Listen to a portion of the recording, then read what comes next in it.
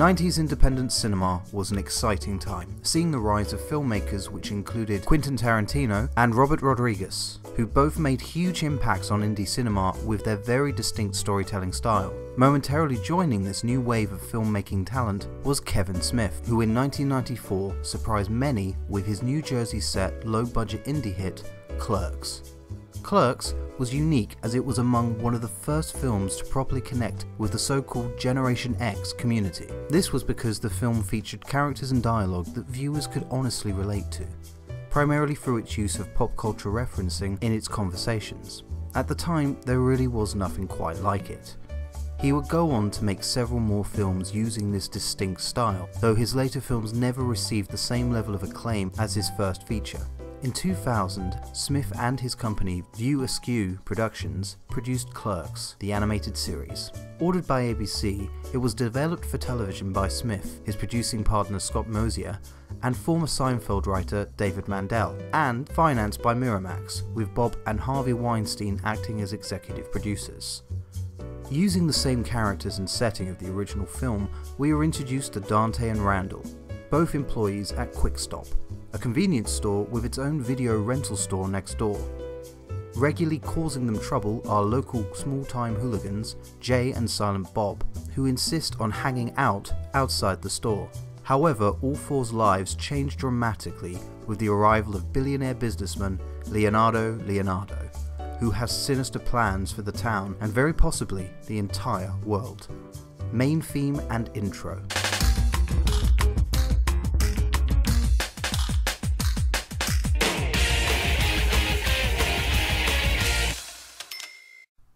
Short and quirky with an indie music feel, utterly perfect when considering the source material. Story and characters. The story follows Dante and Randall in their daily exploits, often starting with Dante being called into work on his day off, which is a nod to the original movie's opening.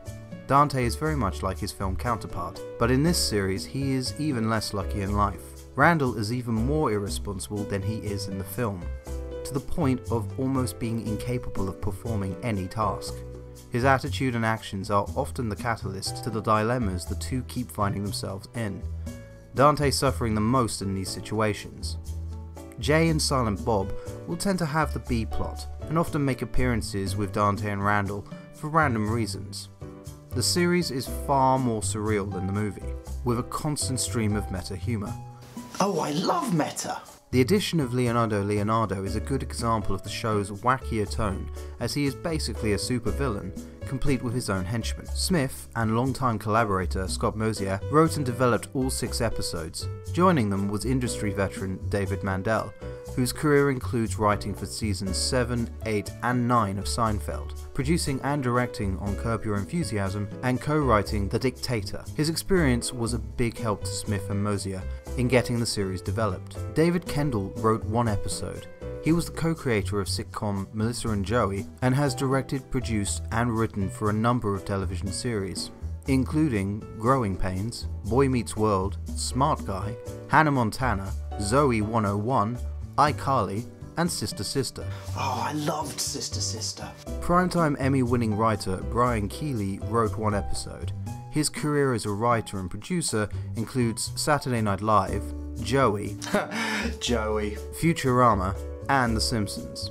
Also producing and writing 1 episode was Steve Luckner, who has written for Mad TV, Saturday Night Live, Seinfeld, and Sesame Street. That's a mixed career. Of particular note was Paul Dini, who wrote on 2 episodes. A massive presence in animation, in particular with his work on Batman. He was a huge part of the Bruce Timm era of DC animation, writing on Batman the Animated Series, Superman, Justice League Unlimited, and Batman Beyond. He also wrote for the games Arkham Asylum and Arkham City, as well as cult shows Freakazoid, Star Wars The Clone Wars, and Ultimate Spider-Man. Really? Oh no, this can't be right. That show is garbage. Dini and Bruce Timm also created Harley Quinn, her first ever appearance being in the Batman animated series episode The Joker's Favour. Harley Quinn would go on to become so popular that she would later become part of the main DC Comics universe, as well as its live-action film spin-offs. Smith, who is a well-known obsessive fan of Batman, even named his daughter Harley Quinn. Design and style. Artist Steven Silver was the leading character designer on the series. His other work includes the shows Hysteria, Kick Buttowski, Suburban Daredevil, The Cleveland Show, and Norm of the North. He was the lead designer on Cartoon Network's Danny Phantom and Disney's Kim Possible. He also did work on an animated version of The Goonies, which sadly never made it into production. The characters strongly resemble their real-life inspirations, while also being very stylistic. In 2003, his designs were used in creating a range of novelty action figures based on the movie, which possessed no articulation, coining the term in-action figures. I don't know how I feel about action figures that don't have a karate chop or shoot missiles out of their arms.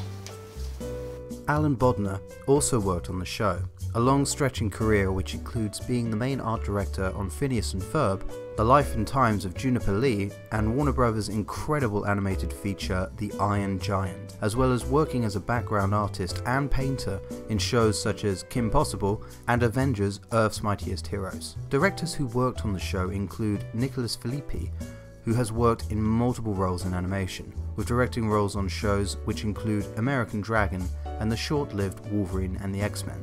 Steve Lotter, another veteran of the industry, also worked on American Dragon, as well as Disney's Buzz Lightyear of Star Command. Also directing was Chris Bailey, whose feature film work includes X-Men 2, Hocus Pocus, and The Little Mermaid. All three would later direct on Kim Possible, which Steven Silver was heavily involved in. The series was animated by South Korean animation company Seorom Animation, who have worked on a very long list of US series since 1987. Shows which include The Adventures of Sonic the Hedgehog, Clarence, Captain Planet, Hey Arnold, Stunt Dogs, The Regular Show, Sam and Max Freelance Police, Adventure Time, and Gargoyles. Action. The show isn't really about action, focusing more on visual jokes, but it does have fun with inventive visuals and some well-animated in-jokes, poking fun at the actual business model used by the animation industry. Soundtrack. The main theme and series music was done by James L. Venable, an American composer with work in both film and television. Venable has won 3 Annie Awards on shows which include The Powerpuff Girls, Samurai Jack, and Foster's Home for Imaginary Friends.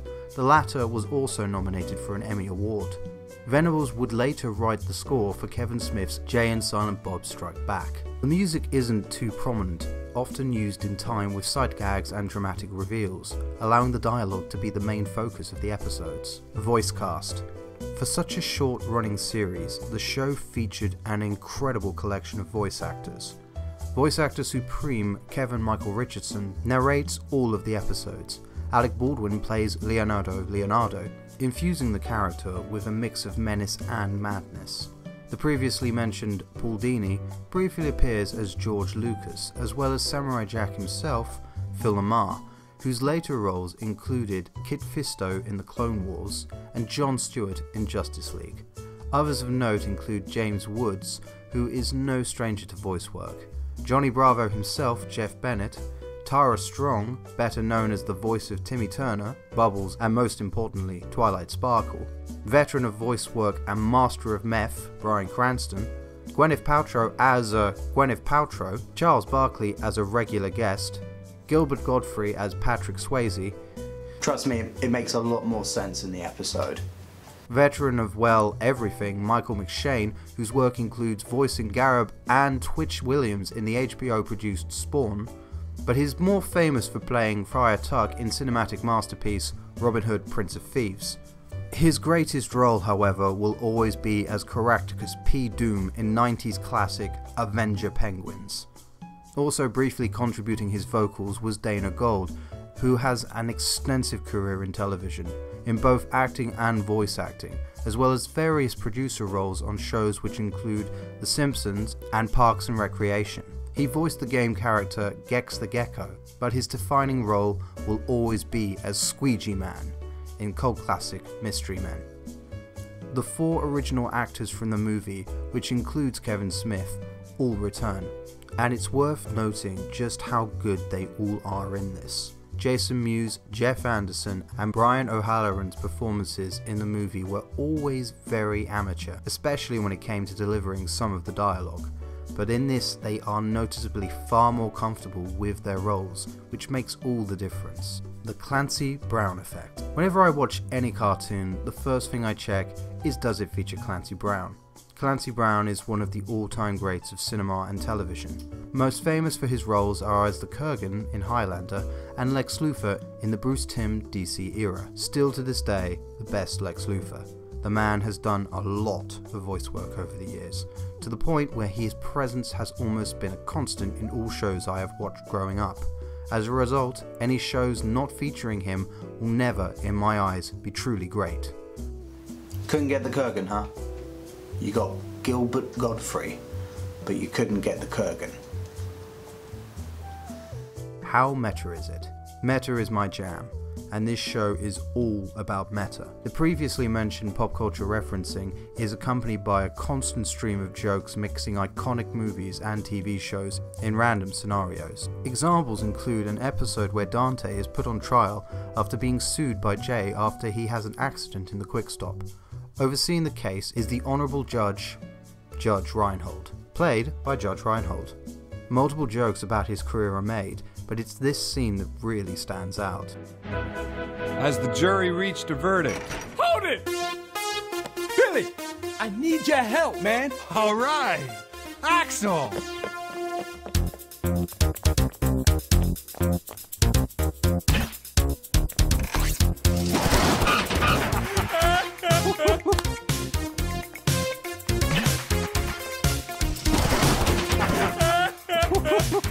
I'm sorry, we're all out of bananas. Axel? Don't go. Honey, wake up. What? Oh, I had that dream again. The characters often acknowledge that they are in a TV show, and in one instance attend a comic convention seminar to meet their fans. New character Leonardo was originally based on die-hard villain Hans Gruber. Smith hoped he would also be played by Alan Rickman, but Rickman declined as he did not wish to reprise the role. However, Alan Rickman would later go on to appear in Smith's Catholic satire, Dogma, playing the angel Metatron. Random obscure jokes are often thrown in. One of note is Dante and Randall being massive fans of The Secret Diary of Desmond Pfeiffer, a very short-lived and controversial 1998 sitcom on UPN that only aired 4 episodes. Starring Chi McBride as a black English nobleman and butler who is kidnapped and sent to America on a slave ship, then becomes Abraham Lincoln's valet in the Civil War era White House. Noticeably more competent than everyone else, who are quite stupid, McBride is in some ways playing a Blackadder. It did not last long. Yeah, people complained.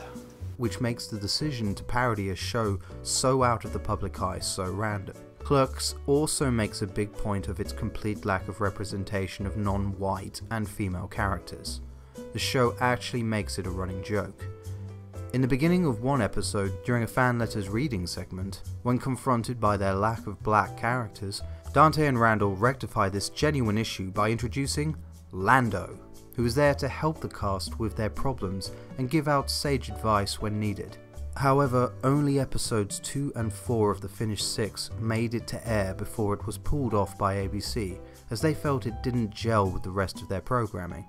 Other networks, most notably Adult Swim and Comedy Central, were interested in picking up the show for new episodes, but ABC refused to sell the rights and has simply sat on them.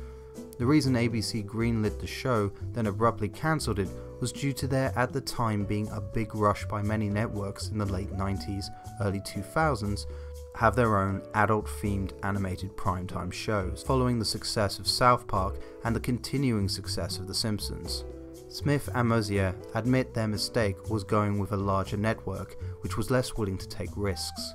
Swearing, drug usage was not allowed, effectively removing Jay and Silent Bob's main characteristics. ABC just didn't really understand the series, and so Clerks was cancelled before really being given a chance. Over the years since its cancellation, the boundaries which had constrained the writing on Clerks so heavily have been greatly reduced.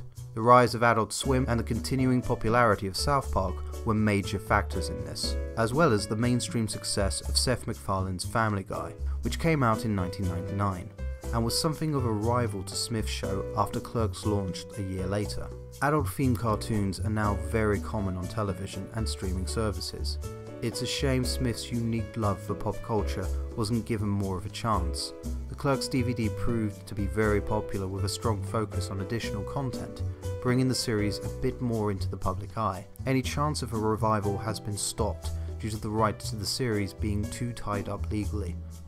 Smith would continue the adventures of Jay and Silent Bob in several more features, as well as non-New Jersey set movies that, though not majorly successful, remain projects that he wants to make. Smith and his team would still continue to be a big part of the Generation X community, primarily through the growing popularity of podcasts, where Smith has in some way adopted a role as the voice of the geek community. It's also worth noting that Smith and his team are the pioneers of the shared universe, with a TV show, comics and movies all tying in together in what would be known by his fanbase as the View Askew universe.